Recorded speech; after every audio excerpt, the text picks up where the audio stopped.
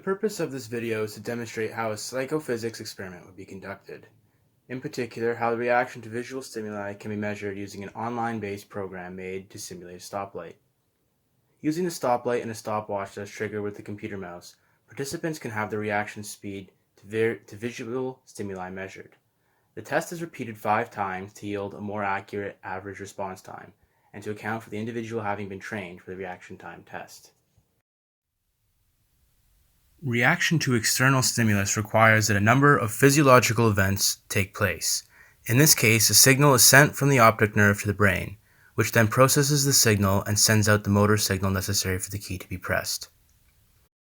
With the exception of pathological individuals, the majority of the events transpire at the same rate in people. The difference in reaction times owes largely to visual acuity, as well as the speed at which the individual is able to process visual data. As reaction time is highly dependent on stimulus intensity, individuals with poor visual acuity will have higher reaction times. The experimental setup will be as seen using only a computer with a mouse. The online test, as well as the instructions, will be preloaded on the computer screen, allowing for an easy operation for participants.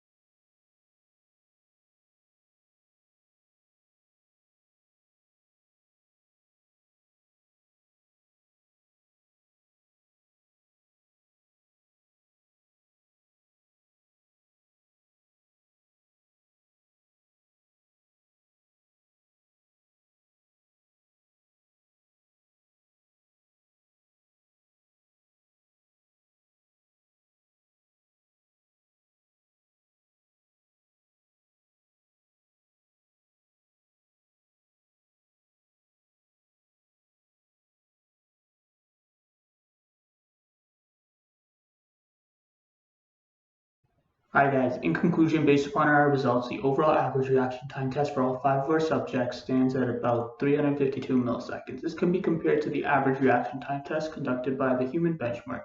Using 82 million samples, they have concluded that the average reaction time test due to visual stimulus is about 284 milliseconds.